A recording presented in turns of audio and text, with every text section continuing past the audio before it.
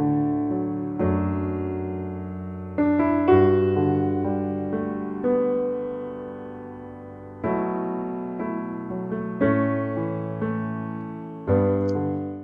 pagi jemaat yang dikasihi dan diberkati Tuhan.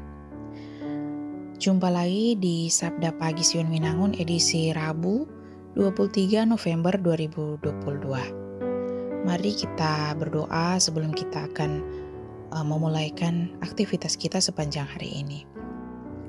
Tuhan Yesus yang penuh kasih, kami bersyukur untuk pagi hari ini.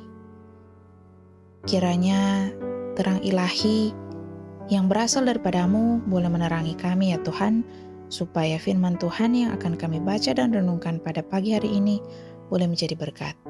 Dalam nama Yesus kami berdoa, amin. Pembacaan kita terdapat di 2 Korintus 4 ayatnya yang ke-6.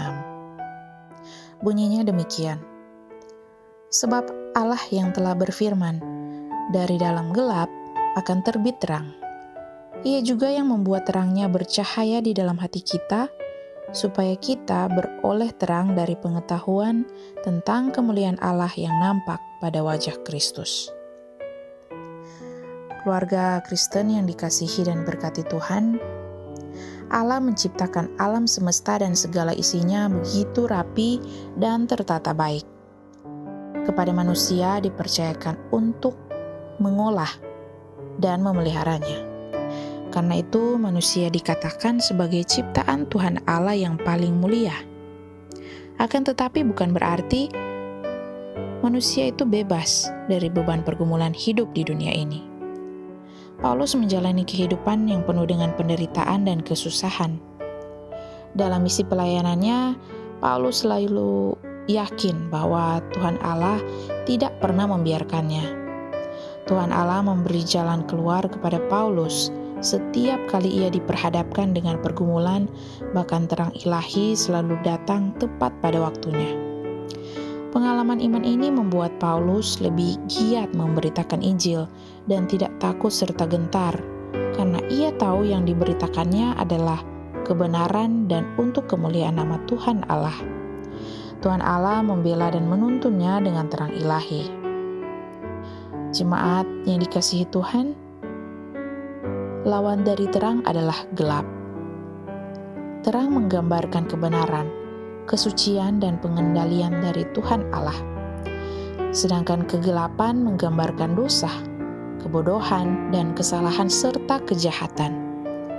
Paulus mengajarkan dan menegaskan, hendaklah terang itu bercahaya dalam kegelapan hatimu. Tinggalkanlah kegelapan dosa, supaya kemuliaan Tuhan Allah akan menerangi kita.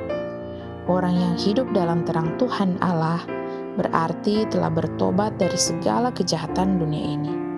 Dan orang itu pasti akan menikmati kemuliaan dari Tuhan Allah, sumber kemuliaan. Tuhan kita baik, mau memberi terang dalam kehidupan kita supaya terhindar dari segala perbuatan dosa. Apalagi kita sebagai keluarga Kristen, hendaklah kita menjadi pembawa terang Yesus Kristus di dalam dunia ini, agar supaya dosa tidak berkuasa dan iblis jauh dari kita manusia.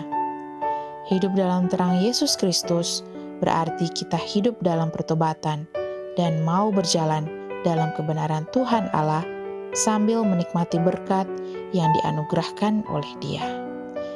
Mari jadilah pembawa terang ilahi dalam dunia ini. Mari kita berdoa. Ya Tuhan Allah, biarlah terang-Mu terus bercahaya dalam kehidupan kami, supaya kuasa kegelapan atau kuasa dosa dijauhkan dari dalam hidup kami umat manusia ciptaan. Amin.